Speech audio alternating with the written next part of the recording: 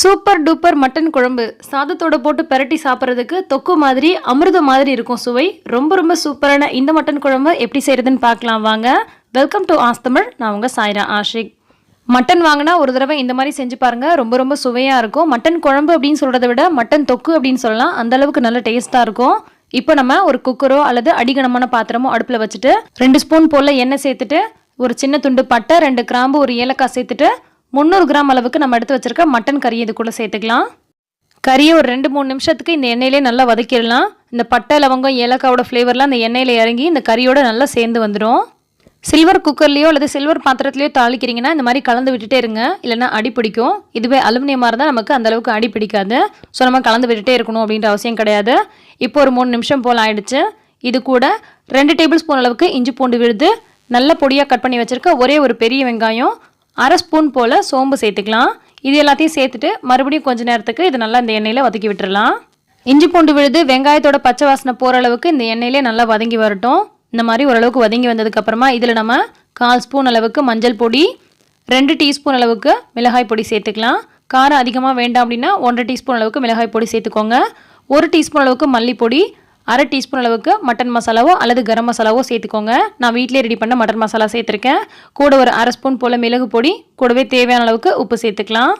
ரொம்ப சிம்பிளான நம்ம வீட்டில் எப்போதுமே இருக்கக்கூடிய மசாலா பொடி தான் சேர்த்துருக்கோம். எல்லாத்தையும் சேர்த்துட்டு இந்த மாதிரி நல்லா கலந்து விட்டுக்கோங்க. எல்லா மசாலாவும் இந்த கறியோட நல்லா கலந்து வரணும். இப்போ நம்ம ஒரே ஒரு தக்காளியை பொடியாக கட் பண்ணி வச்சுருக்கோம், அதை சேர்த்துக்கலாம். கொஞ்சம் போல் கருவேப்பிலை சேர்த்துட்டு இதையும் கொஞ்சம் நேரத்துக்கு நல்லா வதக்கிடலாம். தக்காளி ரொம்ப வதங்கி வரணும்னு இல்லை, ஓரளவுக்கு வதங்கி வந்தாலே போதும். இப்போ பார்த்தீங்கன்னா தக்காளி ஓரளவுக்கு நல்லாவே வதங்கிருச்சு. இந்த சமயத்தில் நாம் கொஞ்சமாக அரைச்ச தேங்காய் சேர்த்துக்க போகிறோம். ரொம்ப சேர்க்காதீங்க, ஒரு 3 ஸ்பூன் அளவுக்கு சேர்த்தாலே போதும். நான் இன்றைக்கி அரைச்ச தேங்காவை அப்படியே சேர்த்துருக்கேன். நீங்கள் வந்து அந்த பாலை கூட வடிகட்டிட்டு ஒரு 4 ஸ்பூன் அளவுக்கு கூட சேர்த்துக்கலாம்.